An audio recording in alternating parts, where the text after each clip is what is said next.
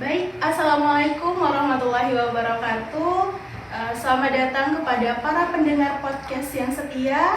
Kembali lagi bersama saya Aina Ristantipane di dalam podcast kita Bisa Fidik, bincang santai seputar pendidikan di Indonesia.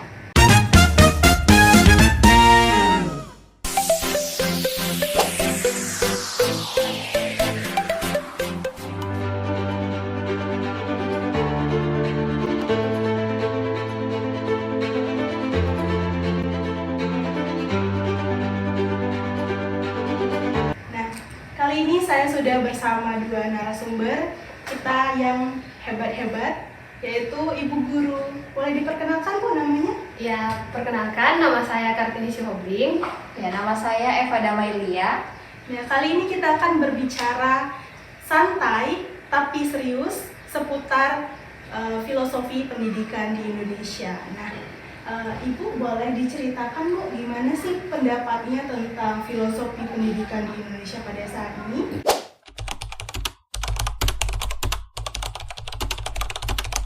Pada Ibu Kartini dulu boleh?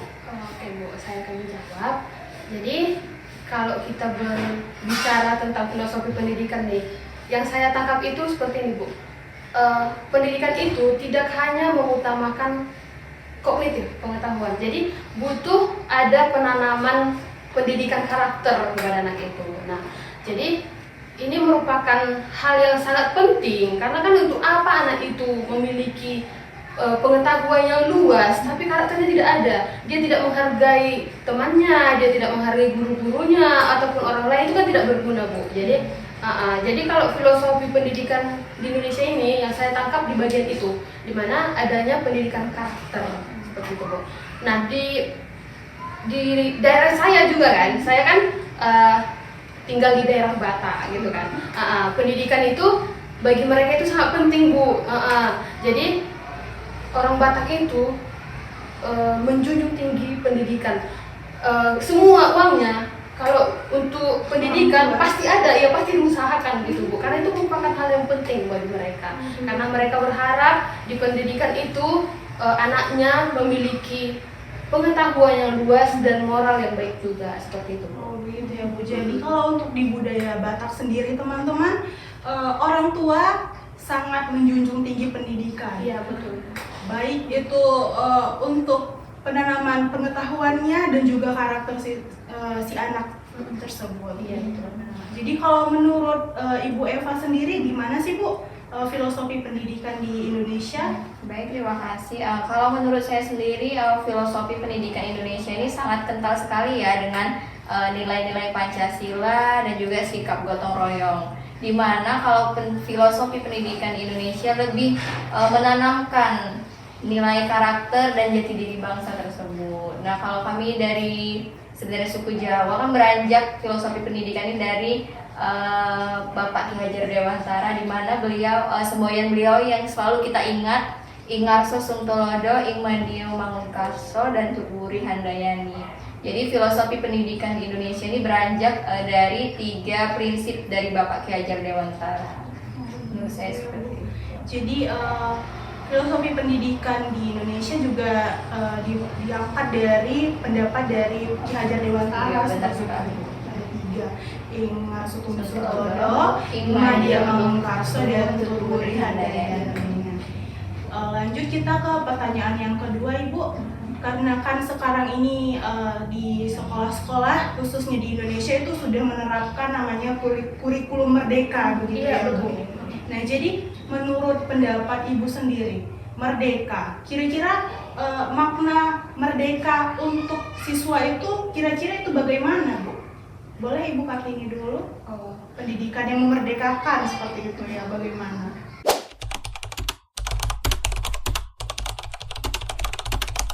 Baik, kalau pendidikan yang memerdekakan itu menurut saya ya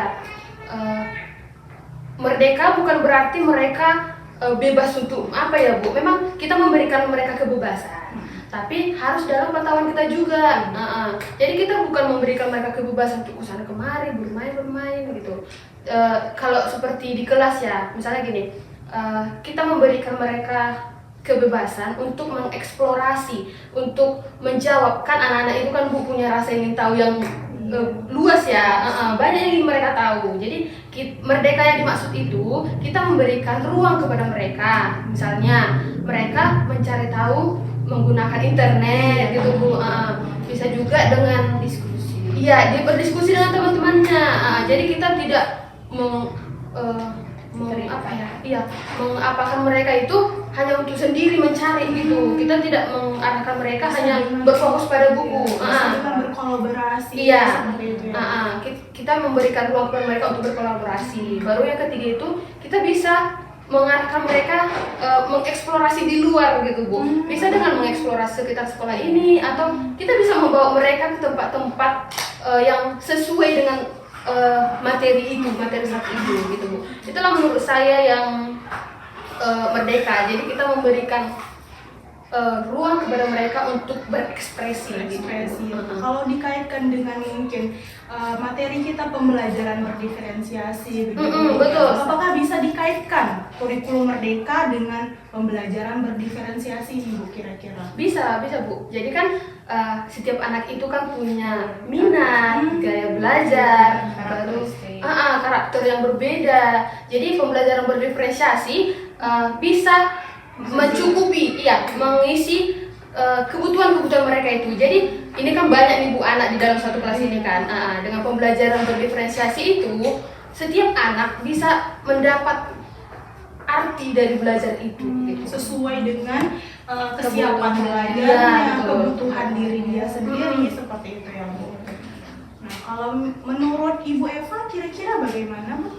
Menurut saya pendidikan yang memerdekakan siswa itu bukan berarti kita hanya membebaskan siswa tadi yang seperti dikatakan Ibu Kartini, tetapi kita sebagai guru menjadi fasilitator pada mereka. Jadi mereka tidak merdeka sepenuhnya gitu, tetap harus ada kontrol atau pantauan dari kita sebagai seorang guru. Jadi kita sebagai seorang guru dalam pendidikan yang memerdekakan siswa hanya menjadi fasilitatornya saja. Iya. Tetap yang terlibat itu adalah muridnya, lebih banyak murid yang terlibat gitu. Jadi kita sebagai guru hanya menjadi fasilitator, kita memenuhi kebutuhan mereka, apa yang mungkin mereka perlu bimbingan atau mereka perlu arahan. Jadi kita bisa menuntun mereka gitu. Seperti apa itu ya Bu, prinsip ya, jadi antara yang menuntun. Tuturi Handayani. Iya, Jadi kita memberi dorong. Mendorong dari belakang, Iya. memberi dukungan dari depan, dan Dari tengah memberi motivasi. Iya, membawa semangat kepada mereka. Jadi itu sangat baik ternyata kurikulum merdeka ini jika diterapkan di sekolah ya Ibu. Baik, tadi Ibu Eva sudah menyinggung tentang guru sebagai fasilitator ya di dalam penerapan kurikulum merdeka ini. Nah, kira-kira Bu, sebagai fasilitator itu kita kan ada di sana menuntun seperti itu ya Bu. Kira-kira kalau untuk menuntun sendiri, apakah Ibu memaknai menuntun itu seperti apa? Seperti itu.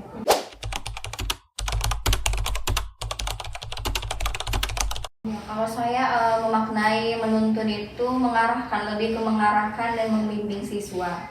Jadi kembali lagi ke tadi pembelajaran berdiferensiasi, ketika siswa sudah dibentuk menjadi beberapa kelompok, pastikan kita sebagai seorang guru ini tetap harus menuntun mereka, mengarahkan mereka. Misalkan kelompok ini masih perlu bimbingan, jadi kita datangi kelompoknya, kita tuntun, kita beri arahan bagaimana. Nah, kelompok yang satu lagi mungkin sudah lebih menguasai, jadi bimbingannya itu hanya sedikit. Jadi makna menuntun itu banyak sih, lebih mengarahkan mereka, kemudian mengarahkan nilai-nilai karakter mereka, itu juga termasuk ke dalam menuntun gitu. Begitu ya Bu. Kalau menurut Ibu Kartini sendiri gimana makna menuntun Bu? Iya, kalau saya sendiri juga setuju dengan yang dikatakan Ibu Eva, bahwa menuntun itu dimana kita sebagai guru mengarahkan mereka, membimbing, terus mengawasi, bisa juga mengawasi, mendorong gitu kan, mengkontrol. Nah, kita mengarahkan mereka ke jalan yang lurus gitu, karena kan anak ini kan mudah ini menerima informasi-informasi dari orang lain gitu kan. Iya, mereka kan mudah menangkap itu. Jadi kita di sini sebagai guru menuntun mereka, mengarahkan mereka, dan selalu mengembangkan mereka untuk semakin meningkat lagi seperti itu. Ya, supaya nantinya tidak salah jalan Iya, kemana-mana. Kalau kita menuntun pasti kan mereka tetap berada nih, misalnya dalam konteks pembelajaran, nggak lari dari konteks pembelajaran tersebut. Tapi kalau kita tidak menuntun, tidak mengarahkan, otomatis mungkin mereka bisa lari dari konteks pembelajaran kita Iya, juga betul. bisa. Jadi menuntun itu sangat perlu sekali sih dalam pembelajaran di kelas.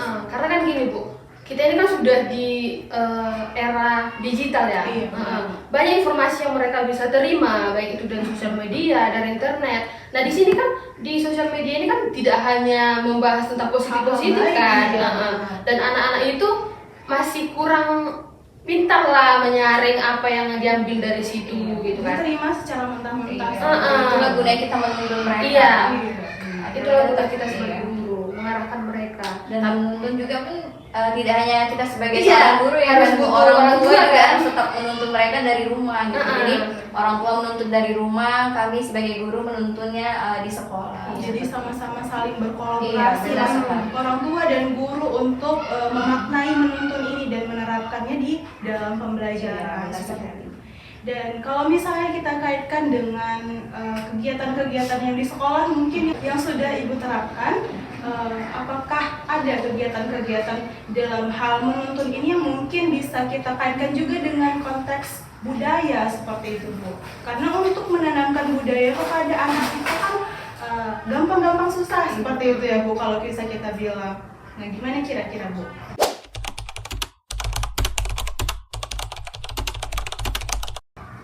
Kalau saya sih, saya sudah menerapkan di sekolah itu, misalkan pada pembelajaran seni budaya ya, pada pembelajaran seni budaya itu tentang proyek membuat karya seni. Jadi pada saat saya membuat pada pembelajaran tersebut, saya menanamkan nilai budaya, tetapi juga masih mengarahkan mereka untuk menuntun mereka.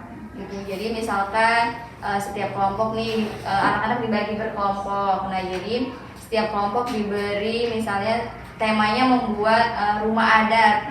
Jadi setiap kelompok ini membuat rumah adat yang berbeda-beda. Misalkan kelompok ini membuat rumah adat Jawa, yang satu lagi membuat rumah adat dari Batak, ya kan. Jadi tetap dalam konteks pembelajaran tersebut ada penanaman nilai budaya, namun juga tetap kita yang menuntun, tetap dituntun mereka gitu. Supaya apa? Supaya tidak lari dari jalur atau konteks materi tersebut. Kalau menerapkan kegiatan-kegiatan seperti itu kira-kira Bu, apakah ada tantangan mungkin atau hambatan yang pernah Ibu alami kira-kira? Jika dalam pembelajaran tersebut, ya pasti semua pembelajaran ada tantangannya sendiri ya Bu. Apalagi membuat proyek pasti tantangannya itu banyak ya kan. Mungkin mereka ada yang belum pernah tahu rumah adat ini, misalnya rumah adat Batak nih mereka belum pernah melihat karena mayoritas daerahnya suku Jawa. Nah, itulah menjadi tantangan bagi kita, bagaimana kita menjadi seorang guru di era digital ini bisalah kita membuat atau menampilkan dulu terlebih dahulu rumah-rumah adat tersebut supaya mereka ini tahu bahwasanya ini loh rumah adat Batak, ini loh rumah adat Jawa, ini loh rumah adat Melayu. Jadi itulah dalam konteks menuntun kita masih memberi atau mengarahkan mereka terlebih dahulu, tidak melepaskannya langsung membuat rumah adat tersebut, enggak. Jadi tetap kita mengarahkan, membimbing mereka dengan menampilkan mungkin gambar-gambar rumah adat, barulah mereka bisa mengetahui nilai-nilai budaya dari setiap daerah tersebut. Jadi harus diarahkan dulu. Iya, benar sekali. Bagaimana proses pembentukan rumah adat tadi, bagaimana tampaknya dari rumah adat tersebut. Jadi siswa juga mengetahui seperti itu. Nah, kalau menurut Ibu Kartini sendiri, bagaimana contoh penerapan yang mungkin Ibu sudah laksanakan di kelas ataupun kegiatan apa sih yang Ibu lakukan seperti itu? Baik, tadi pertanyaannya dikaitkan dengan budaya ya Bu. Iya. Jadi kalau menuntun ini saya terapkan di sekolah saya dulu.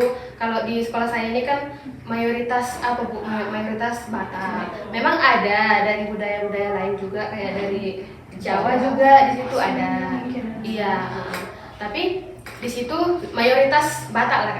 Jadi kalau yang pernah saya terapkan itu di kegiatan P5 Bu. Di sekolah saya juga sudah menerapkan kurikulum merdeka. Jadi di hari Sabtu itu kami tidak melakukan kegiatan pembelajaran seperti biasa kayak pembelajaran matematika gitu. Di situ kami lebih ke meningkatkan bakat mereka. Pengembangan karakter, bakat juga. Iya betul. Nah di situ saya pernah menerapkan ke kelas saya, yaitu kelas 4. Saya mengarahkan mereka untuk mengenal budaya Batak, memperdalam budaya Batak itu dari makanan, Bu. Jadi kayak makanan khas budaya Batak itu kan ada arsik, napi nadar gitu. Jadi saya memperkenalkannya dengan mengarahkan mereka membawa hasilnya gitu. Iya, karena kan tentunya orang tuanya juga kan udah tahu itu, Bu, kan, karena udah rata-rata Batak, jadi mereka udah tahu dan membawa hasilnya ke sekolah dan memperkenalkan ke teman-temannya. Iya, temannya yang tidak dari suku Batak gitu. Jadi Baru kayak saling ini merasai gitu juga. iya betul. Tapi di samping itu juga karena ada budaya lain juga kan, yang Jawa juga saya arahkan juga membawa makanan khas mereka. Jadi Biar semua siswa itu membawa makanan khas dari suku mereka bersama. jadi anak-anak yang budaya Batak juga kan tahu kayak mana makanan khas dari budaya lain gitu. Baru ada juga, Bu, di sekolah kami itu menerapkan ekstrakurikuler untuk tari-tarian gitu. Jadi kalau Batak ini kan ada beberapa cabangnya juga gitu kan, ada Batak Toba, ada Batak Karo gitu kan. Jadi kami memberikan ekstrakurikuler kepada mereka, yaitu berbentuk tari-tarian gitu. Dan biasanya tari-tarian ini ya tari-tarian apa loh, daerah bukan modern gitu kan. Daerah, dan ini mereka biasanya menampilkan itu di acara-acara, Bu, misalnya kan di hari guru gitu kan, baru di hari iya kami juga membuat pentas seni, jadi mereka menampilkan itu, terus sama kayak ibu juga tadi ada membuat rumah adat kan.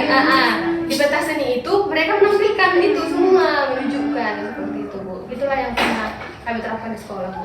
Jadi begitu ya teman-teman. Jadi untuk menuntun ini yang bisa kita kaitkan dengan pendidikan yang berbasis budaya itu banyak sekali bisa kita lakukan. Seperti yang dikatakan Ibu Eva tadi, ada membuat rumah adat, kemudian bisa juga dengan memperkenalkan makanan khas dari masing-masing siswa. Dan mungkin dalam pembelajaran itu masing-masing siswa mungkin ada yang belum tahu dan ada juga yang sudah tahu, tapi mungkin rasanya belum tahu bagaimana. Nah, jadi di situ siswa bisa sama-sama berkolaborasi, bekerja sama dan tahu gitu bagaimana ternyata makanan, dan juga bisa juga diterapkan dengan Pentas seni melalui tari-tarian daerah seperti itu. Baik, mungkin terima kasih kepada Ibu Eva dan juga Ibu Kartini atas kesempatannya sudah bisa berbincang-bincang santai bersama kita pada hari ini.